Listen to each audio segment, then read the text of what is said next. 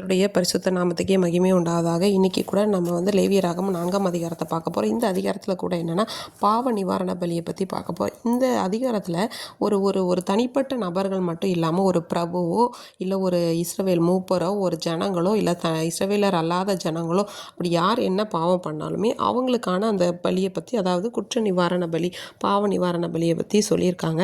அது மட்டும் இல்லாமல் பார்த்தோன்னா இந்த பாவ நிவாரண பலி அப்படிங்கிறது நம்ம என்னென்ன மாதிரியான பாவங்கள்லாம் செய்திருக்கோம் அப்படிங்கிறதுனால குணாதிசயங்களை வந்து வெளிப்படுத்துகிறது.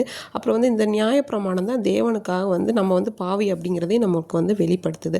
அடுத்ததை வந்து பார்த்தோம்னா இன்றைய நாட்களில் வந்து நம்ம பாவம் செய்து தேவனுடைய மகிமை அற்றவர்களாகி அவரோட மகிமையை வந்து இழந்து அவருக்கு மறைவாக நம்ம வந்து வாழ்ந்துருக்கோம். ஆனால் இந்த பாவ நிவாரண பலி வந்து இயேசு நம்முடைய பாவத்திற்காக மரித்ததின் ஒரு நிழலாட்டமாக வந்து காணப்படுது. பிரதான ஆசாரியனாகிய இயேசு வந்து நமக்காக வந்து மரித்ததையும் இதை வந்து நமக்கு வந்து இந்த அதிகாரத்தில் வந்து தெளிவுபடுத்துகிறாங்க.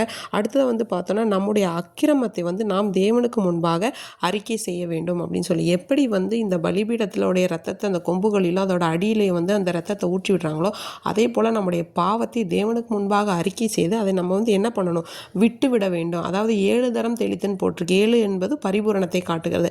பரிபூர்ணமாக நம்முடைய இருதயத்தை சுத்தம் செய்து தேவனுக்கு முன்பாக நாம் நம்மை அர்ப்பணிக்கும் போது தேவன் நம்முடைய பாவத்தை மன்னிக்க வல்லவராக இருக்க.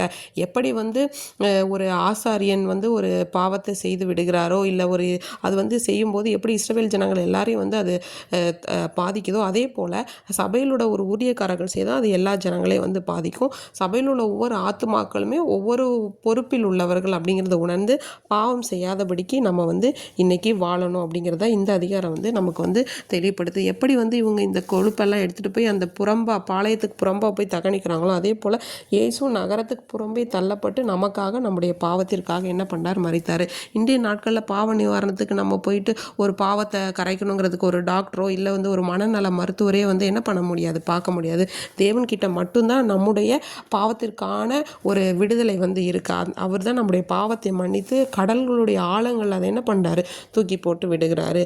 இன்றைக்கி கூட நம்மளுக்கு வந்து நம்மளுடைய தகுதிக்கு ஏற்றாற் போல் பாவத்திற்கான பலியை செலுத்தாமல் ஏசப்பா வந்து நமக்காக அவருடைய விலையுயர்ந்த ரத்தத்தை செந்தி மீட்டு நம்ம வந்து என்ன பண்ணியிருக்காங்க, மீட்டு இருக்காங்க.